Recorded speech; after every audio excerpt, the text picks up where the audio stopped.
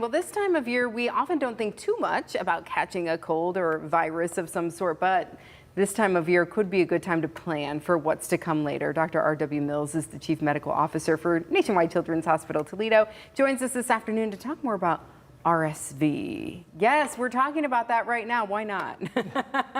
We are headed back to school.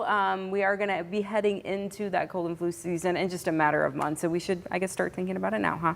Absolutely, and RSV, the kind of the famous respiratory virus that we get going into the fall and the winter, can be pretty serious, especially for young kids and infants and babies. So it's always good to start to think about that and what we can do and what's new with RSV. Yeah, so this is something that when my daughter was young, it was always, well, the babies can get it really, really bad, and many times they could get it from an older sibling at a daycare or at a school or something. Yeah, that's absolutely correct. And like most of these viruses, they're spread through respiratory, so sneezing and coughing also can be spread through contact. So somebody touches a surface and then you touch that surface, you touch your nose, it's very easily spread. And the siblings, you hit it right on the head. So all the kids go and get all the exposures, bring those viruses home.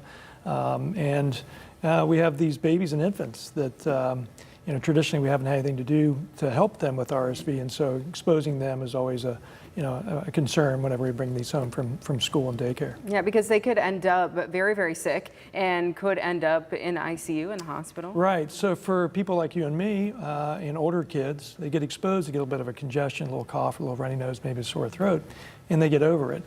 Unfortunately, babies have very small airways, and so those airways tend to get more inflamed. They tend to get more easily blocked by the mucus and the different response to try to fight the virus. So those airways can get plugged, and then all of a sudden they have significant problems breathing, develop wheezing, and all of a sudden now they're breathing rapidly. Now they're having trouble feeding because they're breathing so rapidly they can't take time to suck and swallow. So infants are the ones that we really get worried about. Especially preterm infants or infants with pre-existing lung diseases, prematurity, asthma.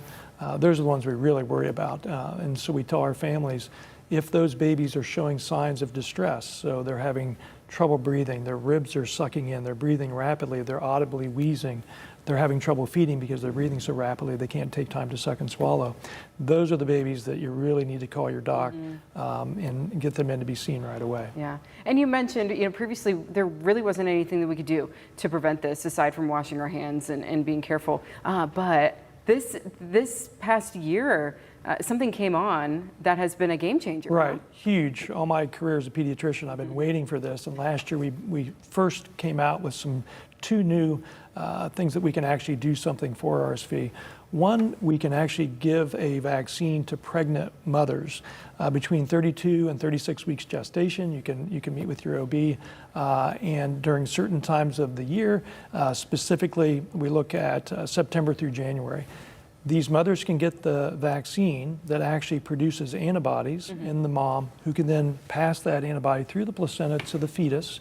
And so when the baby then is born, they have the protection against the RSV. Okay. First time ever we've had anything like this. Really, really exciting.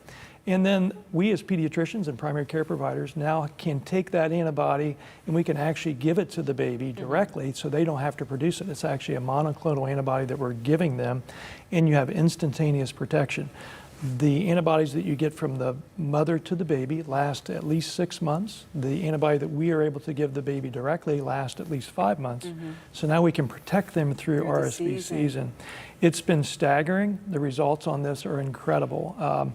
So last year, and it wasn't a full year because we didn't get this out completely, but last year we were able to reduce hospitalizations for RSV for babies 80%. That's incredible. And ICU admissions, 90%.